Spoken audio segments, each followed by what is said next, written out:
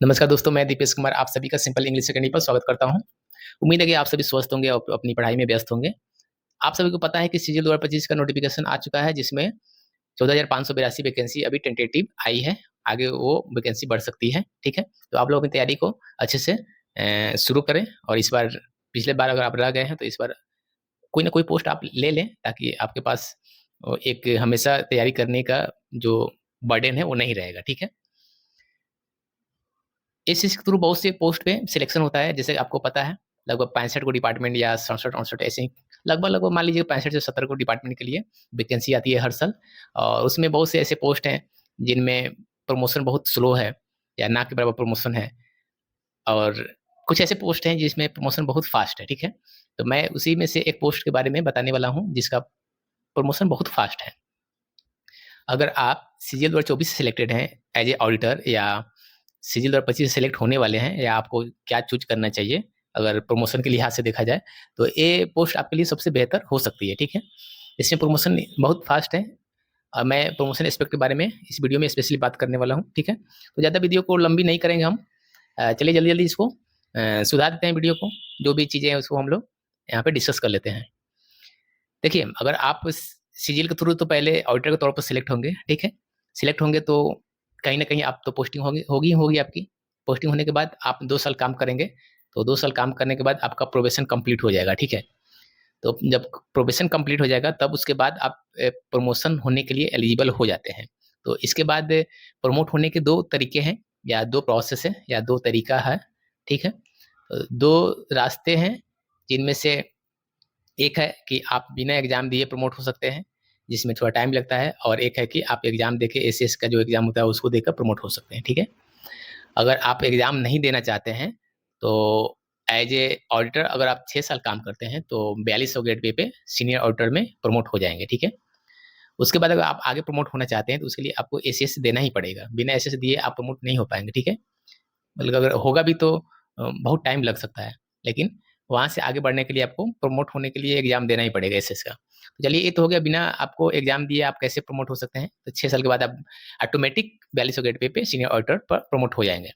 इसको तो चलिए साइड करते हैं। अब हम आते हैं स्पेशली एग्ज़ाम के थ्रू आप कहाँ तक प्रमोट हो सकते हैं, ठीक है? तो अगर आप एग्ज़ाम देना चाहते हैं, तो प्रमोशन आपका बहुत फास्ट होगा, जल्दी-जल्दी और अच्छे पोस्ट तक जा सकते हैं, ठीक है? जैसे कि अगर आपका प्रोबेशन कंप्लीट हो गया है 2 साल में, तो प्रोबेशन कंप्लीट होते-होते आप एसएस देने के लिए एलिजिबल हो जाते हैं। एसएस में 2 पार्ट होते हैं, ठीक है? पार्ट 1 और पार्ट 2। प्रत्येक पार्ट में 4-4 पेपर होता है। पार्ट 1 में चारों पेपर रहेगा, पार्ट 2 में 4 पेपर रहता है। इसमें अंग्रेजी, मैथ्स, रीजनिंग, जीएस वगैरह जो होता है वो नॉर्मल वो होता ही होता है। तो पार्ट 1 तो लगभग-लगभग सबको ईज़िली उसको मतलब कि कंप्लीट कर लेता है या पास कर लेता है। पार्ट 2 में अब डिपार्टमेंट से रिलेटेड बहुत सी चीज़ें पढ़नी पड़ेगी आपको। कोड्स वगैरह हैं, जब आप काम करेंगे डबल ए के तौर पे, तो उसमें बहुत से कोड की ज़रूरत पड़ती है, इसलिए उसमें आपको बहुत कोड याद करना पड़ता है, तो ये थोड़ा मुश्किल पेपर होता है, जिसको बहारने के लिए तो बहुत कोई बहारा लेता है, लेकिन आपको थोड़ा ज़्यादा पढ़ना पड़ेगा। चलिए अब बात करते हैं कि अगर 2 पेपर आप दिए, पार्ट 1 और पार्ट 2, पार्ट 1 आपका निकल गया, पार्ट 2 आपका नहीं निकला, तो पार्ट 1 निकलते-निकलते आपका प्रमोशन सीनियर ऑडिटर में कर दिया जाएगा, ठीक है? मतलब कि 2 साल आप काम किए, आपका प्रोबेशन कंप्लीट हो गया, आपने एसएस का एग्ज़ाम दिया, एसएस में 2 पेपर था, पार्ट 1, पार्ट 2, पार्ट 1 आपका क्लियर हो गया, पार्ट 1 क्लियर हुआ, तो आप हो सकता है कि तीसरे या चौथे चौथे साल में 4200 ग्रेड पे जा सकते हैं। पहले क्या था कि बिना एग्ज़ाम दिए आप 6 साल काम करेंगे तब 4200 पे जा सकते हैं। इधर इसमें क्या है कि 2 साल प्रोबेशन कंप्लीट होने के बाद तीसरे या चौथे साल में अगर आपका पेपर क्लियर हो जाता है पार्ट 1, तो आप 4200 ग्रेड पे जा सकते हैं, ठीक है? उसके बाद क्या है कि फिर अगले साल या उसके अगले साल या उस अगले अगले साल माने आपको पार्ट 2 क्लियर करना ही पड़ेगा। पार्ट 2 जैसे ही आपका क्लियर हो जाएगा, पहले से पार्ट 1 आपका क्लियर रहेगा, अब पार्ट 2 क्लियर हो जाएगा, तो आपको डबल एओ प्रमोट कर दिया जाएगा, डबल एओ पर, ठीक है? ने ये हो गया कि अगर पहले एग्ज़ाम फर्स्ट टाइम एग्ज़ाम देकर अगर आप पार्ट 1, पार्ट 2 क्लियर कर लेंगे, तो आप डबल एओ बन जाएँगे। नहीं तो पार्ट 1 क्लियर है, पार्ट 2 क्लियर होने में 4-5 साल लग गया, चाहे जितने भी साल लग गया, जब तक आपका कंप्लीट नहीं हो रहा है, तब तक आप सीनियर ऑडिटर पर ही काम करेंगे। जैसे ही आपका पार्ट 2 क्लियर होगा, आपको डबल एओ बना दिया जाएगा। अब तो ये हो गया कि एग्ज़ाम देके आप डबल ओ बनेंगे, इसके बाद आपको कोई एग्ज़ाम नहीं देना पड़ेगा। उसके बाद होता क्या है कि आप एज़ और डबल एओ के तौर पे 10 साल जब काम कर लेंगे तो आपको ऑटोमेटिक प्रमोट कर दिया जाएगा सीनियर एओ के पोस्ट पर। एओ का मतलब होता है ऑडिट ऑफिसर, ठीक है, सीनियर ऑडिट ऑफिसर। पहले क्या था कि एओ था, ऑडिट ऑफिसर, फिर उसके बाद सीनियर एओ था, ठीक है, एओ है। तो एओ एओ को हटा दिया गया और सीनियर एओ को ही केवल रखा गया है, क्योंकि दोनों के बीच में एक इंक्रीमेंट का अंतर रहता था, इसलिए एओ के पोस्ट को हटा दिया गया है, केवल सीनियर एओ ही रखा गया है। सीनियर एओ क्लास 1 की सर्विस हो गई। गैजेटेड पोस्ट तो ऐसे भी डबल एओ भी है, लेकिन 10 साल काम करने के बाद आप डायरेक्ट मतलब क्लास 1 में आ जाएंगे, ठीक है। जैसे कि आप सीनियर एओ बन गए ऑडिट ऑफिसर, उसके बाद आपको फिर प्रमोशन मिलेगा, तो आप एसीडीए बनेंगे, उसके बाद सीडीए करके ऐसा ही कुछ पोस्ट रहता है, इससे ज़्यादा आप नहीं जा पाएंगे। मतलब एसीडीए यानी assistant controller of defence accounts होता है, फिर उसके बाद होता है CDA controller of defence account.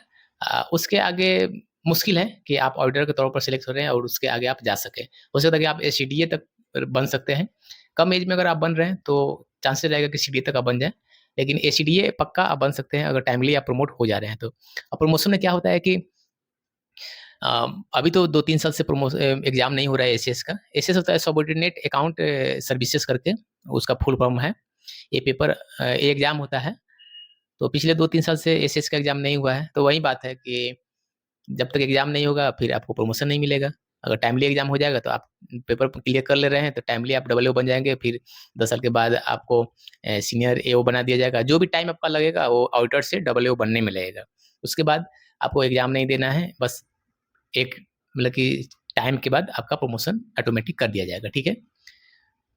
अब इसमें होता क्या है कि पोस्ट तो बहुत अच्छा है, इसमें वर्कलोड मतलब कि ना के बराबर है, आप आराम से काम कर लेंगे खुशी-खुशी। ज़्यादा वर्क आपको रहता नहीं है, तो जब ज़्यादा वर्कलोड रहेगा नहीं तो आप ज़्यादा परेशान नहीं रहेंगे, तो खुशी-खुशी आएँगे, जाएँगे ऑफ़िस में अपना काम-वाम करेंगे। एक चीज़ मुझे इसमें ड्रॉबैक्स इसकी लगी कि हाँ, प्रमोशन इसका बहुत फ्रीक्वेंट सॉरी ट्रांसफर इसका बहुत फ्रीक्वेंट है। कब जैसे ही आपका 3 साल होगा आपको दूसरी जगह पे भेज दिया जाएगा, ठीक है। तो ये चीज़ आप ज़्यादा ध्यान रखेंगे।